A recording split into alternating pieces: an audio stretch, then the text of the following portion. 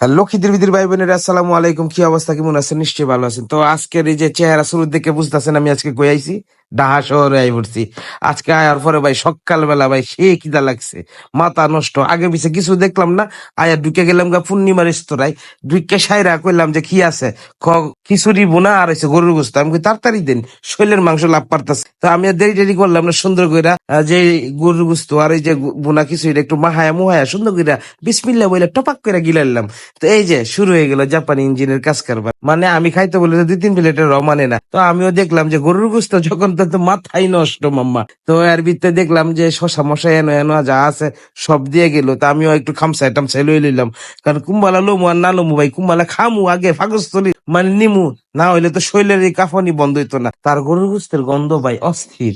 আপনারা আয়েন মিরপুর 2-এ এবার এই দোহানটা ঢুকা আপনারা এই ধরনের খাওয়ানটা খাইতে পারবেন। দোয়ানের আগে পিছে কিছু দেখাইতাম না, কারণ বেশি সময় পাইছি না, আর খারার উপরে খাইয়া খালি দৌড়, এই কারণে আমি আর আগে পিছে কিছু করছি না। যারা দেয় রেস্টুরেন্টের ভিতরে কিন্তু মেলা মানুষ, আর হেন কিন্তু সবাই খিদির বিদির ভাবে এখানে খাওয়া দাওয়া করতেছে, পুরাই মাথা নষ্ট।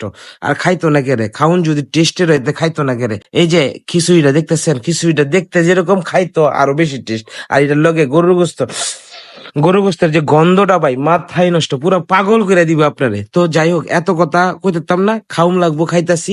তো মোটামুটি আমার প্রায় 1 প্লেট প্রায় শেষ হয়ে গেছে গা। তো আমি এই চাইতাছি কিও কেডা আছেন আশেপাশে, আমার আবার যদি খিচুড়ি দিয়া যাইতেন। তো যাই হোক, এর ভিতরে দেখতেছি যে না, খিচুড়ির ভিতরে আবার আরেক প্লেটে না দিয়ে গেল। আমিও চিন্তা ভাবনা করলাম যে ঠিক আছে, আমিও খালি খাম সাদা বেকু দিয়া যেমনে বালু তুললে আমি এমনি খালি খাম সাদা লই লাইলাম, লইয়া সুন্দর করে প্লেটের মধ্যে দিয়া আবার মাহানি মোহানি লইলাম। কইলাম যে কাকা একটু জোলটা দেন। কাকা কইতাছে আইতাচ্ছি বাবা, তুমি খাইতে দাও।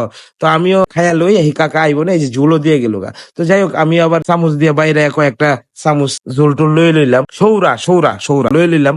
তো এই যে একটা অবস্থা, আমি আপনাদের কই, আমরা রাজশাহীর তুলনায় কিন্তু গরুর গোস্তের দাম একটু বেশি, আবার কোয়ান্টিটি আর কোয়ালিটির মধ্যে আলাদা একটা পার্থক্য আছে। গরুর গোস্ত খাইতে হইলে আপনারা রাজশাহী তাই ফেরেন, আপনারা রাজশাহী জেলাতে আইবেন, নাটোর রাজশাহী এগুলো তাইবেন, খাইবেন মন বইরা ফ্যাট দগর বইরা খাইবেন গরুর গোস্ত, ইমন ফ্যাট বড়া হইব, অবশ্য মিটটা খাইতে পারবেন। তো আমার খাউন তো বুঝতেছেন, এই যে কইলাম যে 2-3-4 প্লেট মেরা দিই, এই যে আবার দেখছেন আবারও বেকু দিয়ে কামচাই আবার লয়ে লাইলাম। মানে কি যে একটা খাওয়ার যে একটা জোশ উঠছিন ভাই, কি কইতাম, মানে মাথায় নষ্ট।